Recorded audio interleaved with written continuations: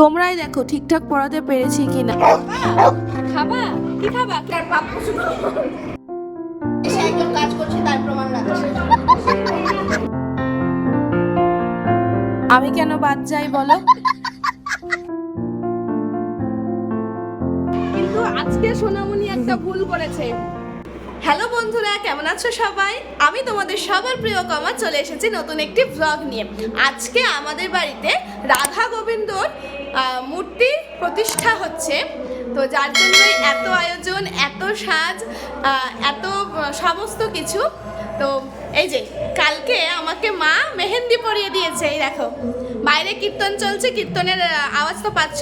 তো তার আগে থেকে মানে সকাল থেকে ভোগ প্রসাদ, রান্না হওয়া সমস্ত কিছু, চলো এবার তোমাদেরকে সবটা দেখাই। সকাল থেকে মানে ওই 7টা সাড়ে 7টা নাগাদ তখন থেকেই ভোগ রান্না করার আয়োজন শুরু হয়ে গেছে। যারা ভোগ প্রসাদ রান্না করবে তারা সবাই চলে এসেছে, দুজনের নাকি আসা বাকি আছে। তো তার মধ্যেই সমস্ত কিছু রেডি হতে হতে আমি ভাবলাম যে আমার ঘরের বিছানার চাদরটা পাল্টে নিই, কারণ যদি আমি স্নান করে এসে ঘরের কাজ করি তাহলে গরম লাগবে আর ভালো লাগবে না। তো স্নান করে একেবারে পুজোর দিকে চলে যাব। ঘুম থেকে উঠে বিছানার চাদর পাল্টে নিলাম। তো অনেকে আসবে, মোটামুটি এখন ওই 8টা বাজছে, আর ওইদিকে ভোগ রান্না শুরু হয়ে গেছে, আর আরেকদিকে চলছে রান্না বান্না, সবার খাওয়া দাওয়া। তো চলো এবার ওইদিকটা দেখাবো। ভোগ রান্না করার জন্য যাদের আসার কথা ছিল তারা মোটামুটি সবাই চলে এসেছে। দেখলাম মাও স্নান করে চলে আসলো আর এখানে তাদেরকে সাহায্য করছিল। আর এনারা এত তাড়াতাড়ি রান্না করছিলেন যে মোটামুটি সমস্ত কিছু আধ ঘন্টার মধ্যে কাটা কমপ্লিট হয়ে গেল। সমস্ত রকমের রান্না ফটাফট হয়ে যাচ্ছিল। আর এইদিকে হচ্ছিল সকলের খাবারের আয়োজন। আমাদের বাড়ির উঠোনের দুই পারে দুই বারান্দা রয়েছে, একটা বারান্দায় ভোগের আয়োজন হচ্ছে সমস্ত কিছু, আর আরেকটা বারান্দাতে সকলের দুপুরের খাবারের আয়োজন হচ্ছে। প্রণবের আসার কথা সকাল সকাল, সে আসতে এত লেট করছে। বাইরে চলছে ভোগ রান্না, আমি তো স্নান করে নিয়েছি, সোনামণিও স্নান করে চলে এসেছে, এবারে রেডি হব। তো চলো এবার তোমাদেরকে বাকিটা দেখাই। উপরে যেখানে রাধা গোবিন্দর পুজো হবে আজ, সেইখানে পুজোর আয়োজনও শুরু হয়েছে। মালা বানাচ্ছিল মানসী ঠাম্মা, আর এখানে ফল কাটার জন্য প্রস্তুতি চলছে। পেছনে ওদেরকে দেখো, মজা তো হয় ওদের কোনো অনুষ্ঠানে। এদিকে পুজোর প্রস্তুতি চলতে থাকুক, চলো ততক্ষণে চট করে ডোডোকে খাইয়ে দিই লোকজন আসার আগেই। আমি এখন ছাদে আসলাম কারণ ডোডোকে খাওয়াতে হবে। এই যে খাওয়ার জন্য দাঁড়িয়ে আছে, দেখো। সোনা, খাবা না? খাবা না তুমি? খাবা কি খাবা? কি খাবা? দুধ ভাত খাবা? আচ্ছা আচ্ছা, ঠিক আছে ঠিক আছে, খাবা খাবা। দাঁড়াও দাঁড়াও দাঁড়াও, হ্যাঁ হ্যাঁ হ্যাঁ, এলাম, খাও।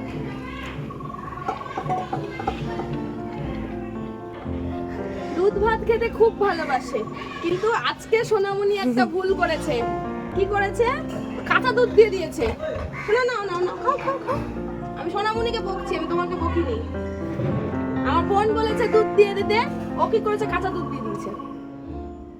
ভালো লাগছে না? টেস্ট লাগছে না? এটা সোনামণির দোষ, আমার কিন্তু কোনো দোষ নাই। সোনামণিকে বলবা যা বলার, শোনা, বুঝেছো? খেয়ে নে রে, কষ্ট কষ্ট করে। সরি। দেখো সোনামণি দিদি আবার সরি বলছে। নাও নাও নাও, কষ্ট কষ্ট করে খেয়ে নাও শোনা। দুপুরে ভালো ভালো খাবার দেখ তোর জন্য খাচ্ছে না। দুপুরে ভালো ভালো খাবার দেবো, না পোলাও দিব, ভালো ভালো খাবার দেবো। নাও নাও নাও। ডোডোকে খাইয়ে আসতেই দেখি এদিকে ভোগ রান্না সমস্ত কমপ্লিট হয়ে গেছে। প্রণব এসে উঠলো এই সময়। ও বলেছিল সকাল সকাল আসবে, 10:30 কি সকাল সকাল হলো?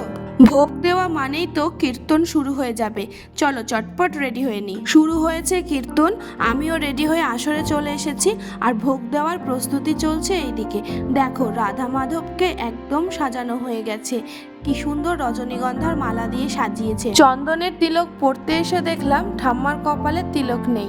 ঠাম্মাকে তিলক পরালাম, তারপরে দেখি অনেকেই বলছে পরিয়ে দিতে, তো মাসি এবং তার পাশে যে ছিল সবাইকেই তিলক পরিয়ে দিলাম। এবার যখন নিজে পরবো তখন আর বুঝতে পারছি না যে কে আমাকে পরিয়ে দেবে, কারণ আমি তো নিজে নিজে পরতে পারবো না। সামনে দেখতে পেলাম মধুকে বললাম পরিয়ে দেওয়ার জন্য। ও আবার বেশ ভালো তিলক পরাতে পারে। পেছনে যে মা কাপড় নিয়ে আসছিল সেটা কিন্তু আমি আগে দেখতে পাইনি। ভোগ লাগানো হবে আর ভোগ লাগানোর সময় সেটা ঢেকে দেওয়া হয়, তার জন্য এই কাপড়টা মা এনেছিল। আমি তিলক পরে নিয়ে ওই কাপড়টা বাঁধার জন্য গেলাম, মানে একদিকটা মানুষী ঠাম্মা বেঁধে ফেলেছিল কিন্তু আরেক দিকটা কিছুতেই সেটিং করতে পারছিল না, তার জন্য সেখানে গেলাম, কিন্তু সেটার আর ভিডিও ক্লিপ নেওয়া হয়নি। তারপরে অনেকেই যারা আসছিল তাদেরকে তিলক করে দিতে বললো, আর তার মধ্যে আমি প্রণবকে বলছিলাম যে তোমাকেও তিলক কেটে দিব, কিন্তু ও প্রথমটাই না না করলেও পরে আবার নিজে থেকেই বলল যে ঠিক আছে তাহলে তোমার মতো করে আমাকে পরিয়ে দাও। ও কিন্তু দেখে আছে যে আমি ওকে ঠিকঠাক পড়াচ্ছি কিনা। তোমরাই দেখো ঠিকঠাক পড়াতে পেরেছি কিনা। তিলকটা পরার পর ওর মুখটা কিন্তু দেখতে বেশ ভালো লাগছিল, তাই নাকের ওপর দিয়ে একটু বেশ বড় করেই টেনে দিলাম।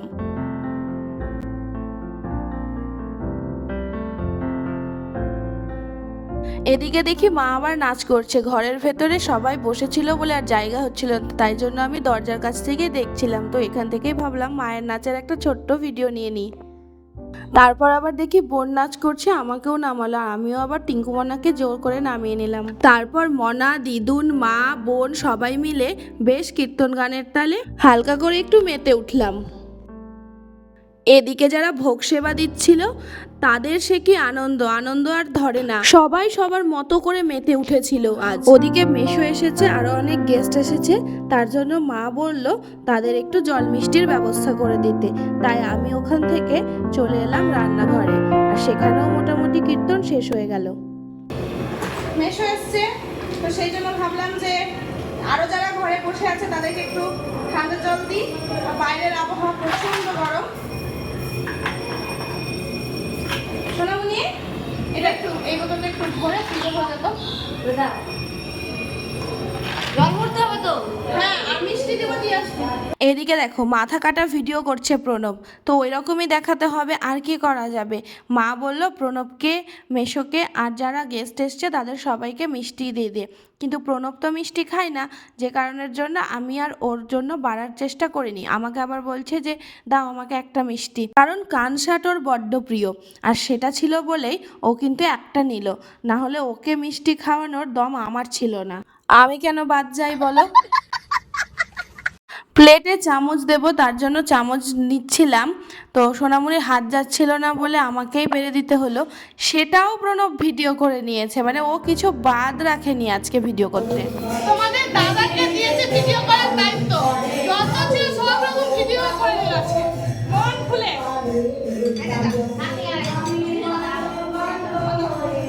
ওদিকে ঠাকুরকে ভোগ লাগানো কমপ্লিট হয়ে গেছে, কিন্তু কীর্তন করে গান করে সবাই খুব ক্লান্ত হয়ে পড়েছে, তাই মা আবার ঠান্ডার আয়োজন রেখেছিল তাদের জন্য।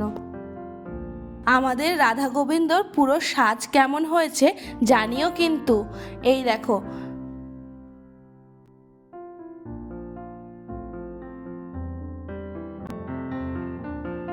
সবাই এখানে ঠাকুর প্রণাম করে চন্দ্রামিত নিচ্ছিল, আর আমিও তাই করলাম।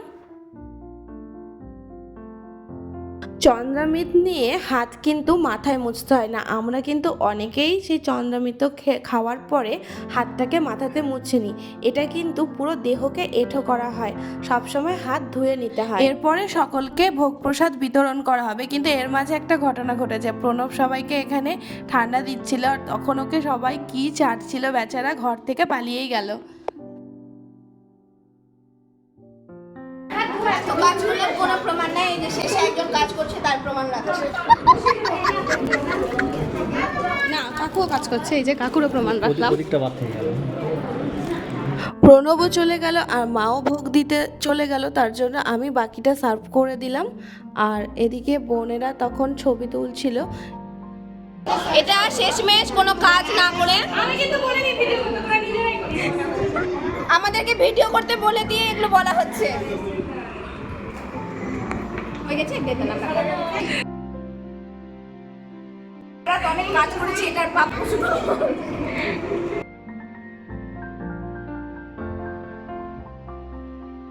আমরা সবাই মিলে কই দেবস্মিতার মা কই এখন আসছে, এত দেরি, সব কীর্তন টীর্তন সব কিছু হয়ে গেল বলো।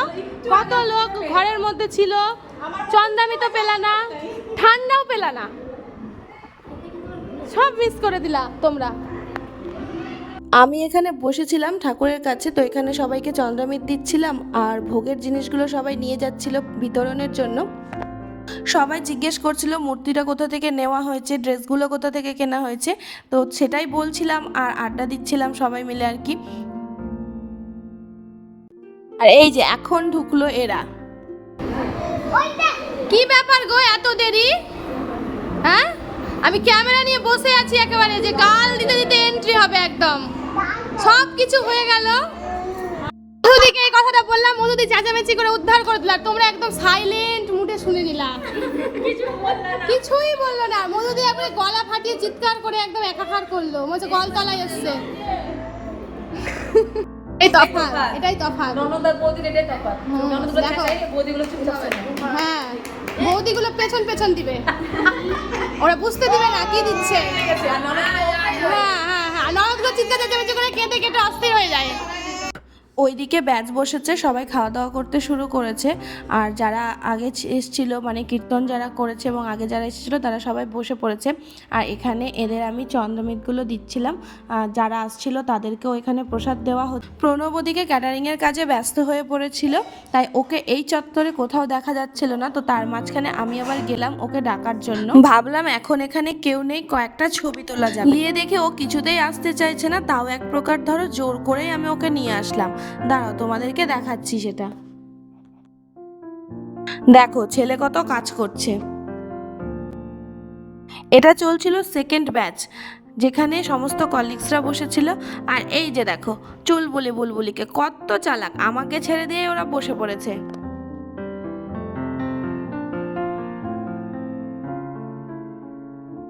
তো চলতে থাকলো এভাবে অন্ন সেবা। আর আমি প্রণবকে বললাম চলো একবার, তো ও বলছে কিছুতেই যে এই জায়গা ছেড়ে যাবে না, কারণ এখানে নাকি দিতে হবে। তো বললাম তাও একটুখানির জন্য চলো। যাই হোক, এই করে বলে তাকে হচ্ছে এই যে এখন দাঁড়িয়ে আছে, আমি এবার ওকে নিয়ে যেতে পারলাম। আজকে কেন জানি না বেচারা প্রচন্ড লজ্জা পাচ্ছিল, ছবি তুলতে চাইছিল না আমার সাথে ঠিকঠাক করে। যাই হোক, তাও একটা ফ্রেম বন্দি করতে পেরেছি ওকে নিয়ে। কোনো রকম ছবি তুলে পালাতে পারলে বাঁচে। ওই দেখো চলে যাচ্ছিল, আবার ডাকলাম আমি। যাই হোক, বেশ কয়েকটা পোজে ছবি তুলে নিলাম। এই রোনো, চলো চলো চলো, আসো আসো আসো আসো আসো আসো, আস্তে আস্তে, ধীরে, স্লোলি। চলো না, চলো চলো, এখন রাত দেখাবে। চলো চলো চল, ও যাবেই না কিছুতেই। সবার খাওয়া দাওয়া হয়ে গেলে এবার আমরা খেতে বসলাম।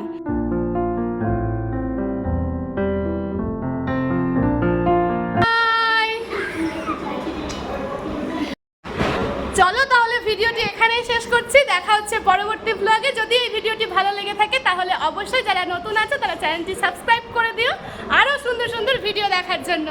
টাটা।